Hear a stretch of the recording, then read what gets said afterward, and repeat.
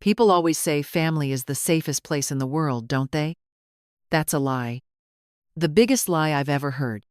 And I should know, because I spent 73 years believing it.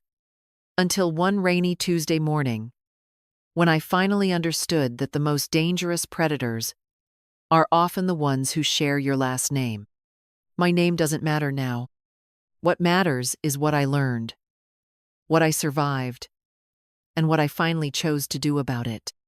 I'm sitting here on my porch in this quiet neighborhood, watching the morning joggers and dog walkers go by, and I'm thinking about how different my life might have been if I'd had the courage to speak up sooner. But maybe that's the point. Maybe some lessons can only be learned when you're ready to hear them. I was born in 1951, the youngest of 3 children, in a house where love was measured by how much you could disappear. My parents weren't cruel in the obvious ways. They didn't hit us or scream. Instead, they practiced a kind of emotional neglect that was somehow worse because it was so quiet, so subtle, that it took me decades to even recognize it as abuse. My brother was the golden child, the one who could do no wrong. When he brought home failing grades, it was because the teachers didn't understand his creative mind. When I brought home straight A's, it was because I was a show-off who needed to learn humility. My sister fell somewhere in between, clever enough to stay invisible, smart enough to escape to college as soon as she could. I stayed. That was my first mistake, though I didn't know it then. I stayed because someone had to take care of our aging parents, because it was expected, because I'd been trained since childhood to believe that my value lay in my usefulness to others. I got a job at the local library. Nothing fancy, but it paid enough to help with the household expenses and gave me access to books, which had always been my escape. For 20 years, I lived in that house, watching my parents age, watching my brother come and go as he pleased, always welcome, always forgiven, always taking. He'd show up when he needed money, when his latest business venture had failed, when his wife had finally had enough of his drinking and gambling, and somehow, it was always my responsibility to help him get back on his feet. My parents died within 6 months of each other when I was 41. The funeral arrangements, the medical bills, the estate paperwork, all of it fell to me while my brother was off starting his new life in California with his third wife. My sister sent flowers and condolences from her busy life in New York, but she had her own family to worry about. I understood that. I always understood everyone else's needs better than my own. The house was left to all 3 of us equally, but my brother had debts. Always debts. He needed his share immediately. And since I was living there anyway, would it be too much trouble if I bought out his portion? Not at market value, of course, because family helps family. And besides, I was getting a good deal, because I wouldn't have to move. That's how it always worked with him. Every favor he asked seemed reasonable on the surface, but underneath was the assumption that my time, my money, my life had less value than his. I took out a second mortgage to buy his share of the house. He promised to pay me back when his new business took off. I'm still waiting for that check. My sister was different. She didn't ask for handouts, but she also didn't offer help. When I called her overwhelmed by the financial strain, she'd listen sympathetically and then change the subject. When I mentioned feeling lonely in the big empty house, she'd suggest I get a cat. She meant well, I think. But meaning well and actually caring are different things. The next 20 years passed in a blur of routine and resignation. I worked at the library, came home to my empty house, and slowly watched my savings dwindle as my brother's emergencies became more frequent and more expensive. His son's tuition when the college fund had been gambled away, his wife's medical bills when their insurance lapsed, car repairs, legal fees, business investments that somehow always required just a little more capital to turn the corner. I told myself I was being generous, that family was important, that money wasn't everything. But late at night, when I'd lie awake calculating whether I could afford to fix my own roof or whether I should put it off another year, I'd feel something dark and bitter growing in my chest. It wasn't quite anger yet. Anger would come later.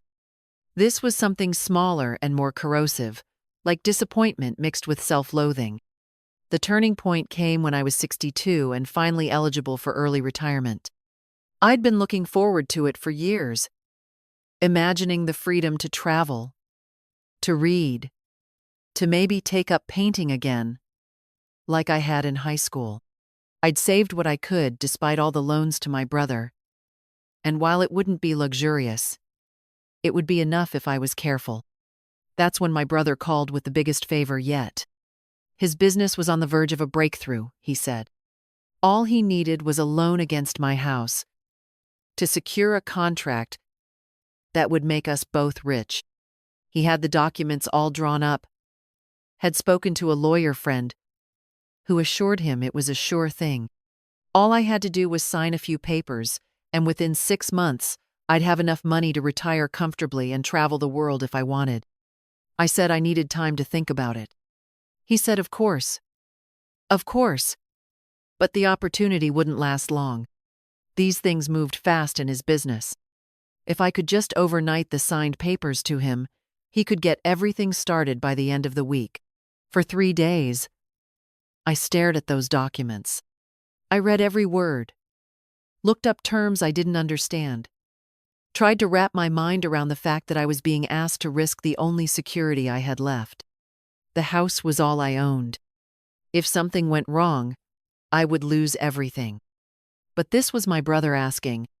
My brother who had always been the favorite, who had always been forgiven, who had always landed on his feet somehow. My brother who had never once thanked me for the money I'd loaned him over the years, who spoke to me like his personal bank rather than his sister, but who was still family, still blood. I was reaching for the pen to sign when my neighbor knocked on my door. She was an elderly woman who lived alone, sharp as a tack, despite being nearly 90. She wanted to borrow a cup of sugar, she said. But really, she wanted to check on me. She'd noticed I'd seemed stressed lately, had seen me pacing in my garden at odd hours. We ended up talking for 3 hours. I found myself telling her about the loan, about my brother's business opportunity, about how excited he sounded, and how this could be the answer to both our problems. She listened without judgment, asked thoughtful questions, and finally said something that changed everything. She said her own brother had been a charmer too, always full of big dreams and bigger promises. She'd helped him out for years until she realized that she wasn't actually helping him, she was enabling him. And more importantly, she was destroying herself in the process. That night, I called my brother and told him I couldn't do it. I expected anger, disappointment, maybe some guilt trips about family loyalty. What I got was worse. He was calm, almost matter of fact, as he explained that he'd already committed to the deal based on my funding. He'd told his partners that the money was secured. If I backed out now, he'd lose not just this opportunity, but his reputation in the industry. Then came the accusations. I was selfish, he said. I'd never supported his dreams.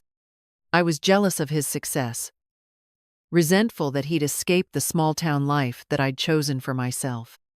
He reminded me of all the sacrifices our parents had made for us, how disappointed they'd be to see me abandoning my own brother when he needed me most. By the time he hung up, I was shaking, not with guilt or second thoughts, but with a rage so pure and bright that it almost blinded me. For the first time in my 62 years, I saw clearly what had been happening all along. I hadn't been generous, or family-minded, or dutiful. I'd been a victim, and I'd been complicit in my own victimization. The next morning, I drove to the bank and met with a financial advisor. I learned about trust funds and estate planning, about how to protect assets from creditors and family members with poor judgment. I hired a lawyer to review every loan I'd made to my brother over the years, to calculate interest and missed payments, to document exactly how much he owed me. The total was staggering. With compound interest, he owed me nearly $300,000. Money that represented my retirement, my security, my future. Money I would never see again because I'd been too well trained in the art of self-sacrifice to demand accountability. But I was done being trained. I was done being reasonable and understanding and endlessly forgiving. I was done setting myself on fire to keep other people warm. When my brother called again a week later, his tone had shifted. The deal had fallen through, he said, but there would be other opportunities. He wasn't angry anymore, wasn't blaming me. He was back to being the charming, optimistic brother who just needed a little help getting back on his feet. Just a small loan this time, maybe $20,000, to cover some unexpected expenses. I told him about the financial review, about the total amount he owed me, about my decision to formalize our arrangement with proper loan documents and payment schedules. The silence on the other end of the line stretched so long I thought he'd hung up. When he finally spoke, his voice was different again, cold in a way I'd never heard before.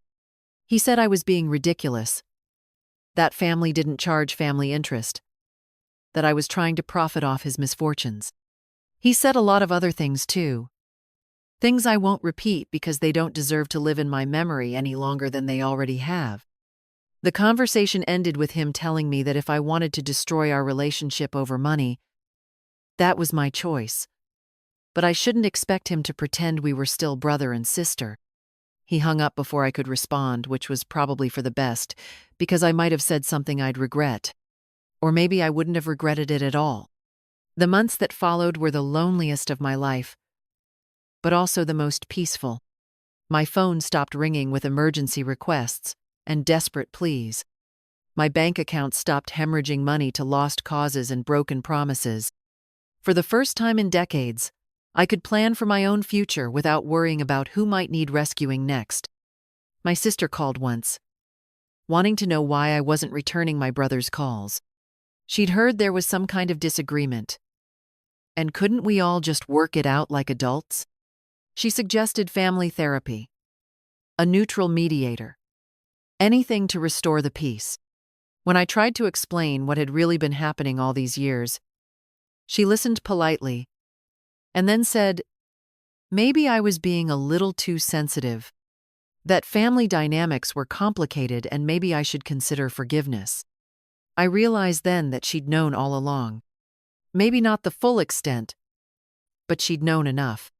She'd watched me being used and had chosen to stay silent because it was easier than getting involved, because as long as I was the designated caretaker, she didn't have to be. I stopped calling her too.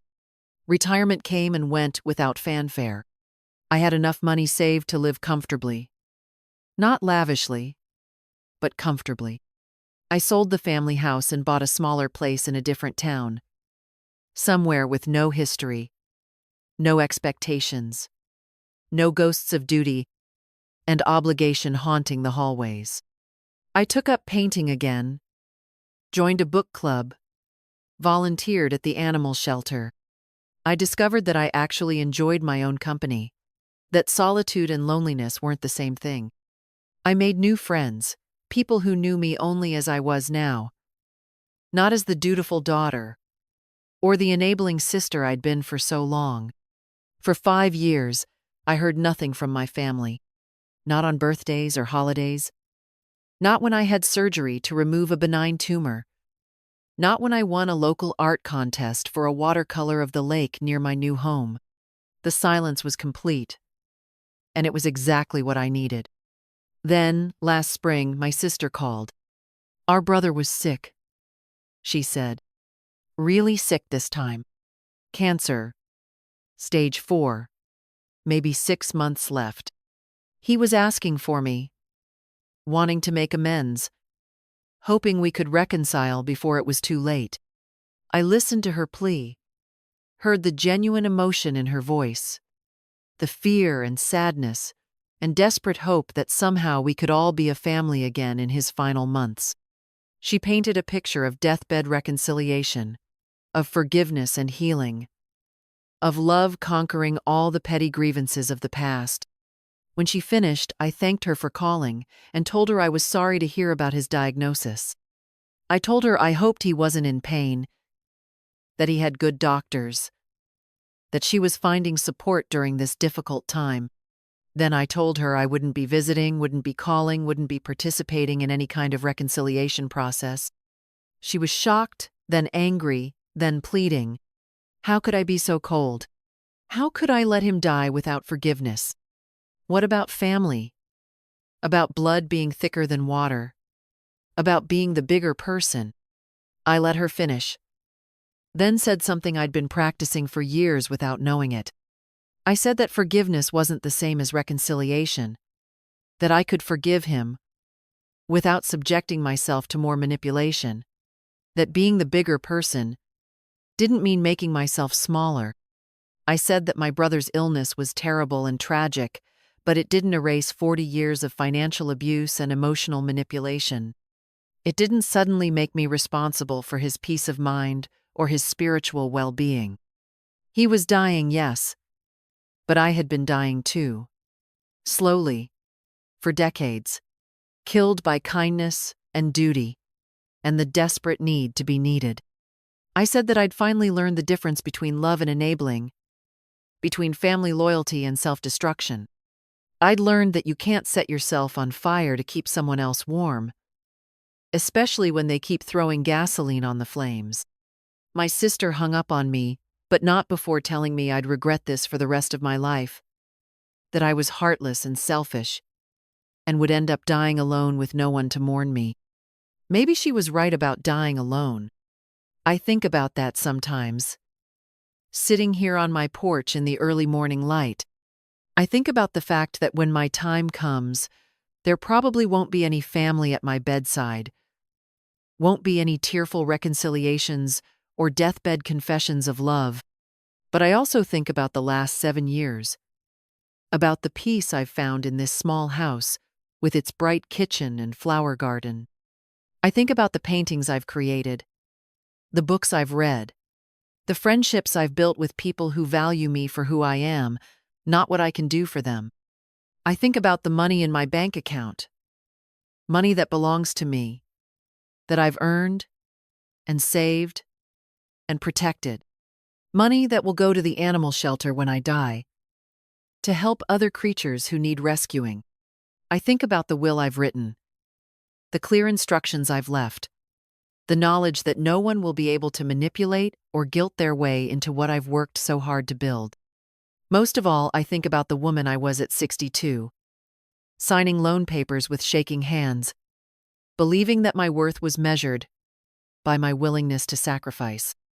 And I think about the woman I am now at 73, strong enough to sit with my own company, brave enough to protect my own peace, wise enough to know that sometimes the most loving thing you can do is say no. My brother died 6 months ago. My sister sent a brief email informing me of the funeral arrangements, not inviting me but letting me know in case I wanted to attend. I didn't. I spent that day in my garden, planting bulbs that would bloom in the spring, creating something beautiful that would last. I never sent flowers or condolences. I never called to offer comfort or ask about the family's needs. For the first time in my life, someone else's crisis was not my emergency. Someone else's grief was not my responsibility to heal. Some people might call that cold. I call it healthy. The morning after his funeral, I woke up feeling lighter somehow, as if a weight I'd been carrying for so long I'd forgotten it was there had finally been lifted. I made my coffee, sat on my porch, and watched the sun rise over my garden. And for the first time in my life, I felt truly free. I know I've lost something by choosing this path. I've lost the illusion of family, the comfort of knowing there are people in the world who share my history, my blood, my early memories.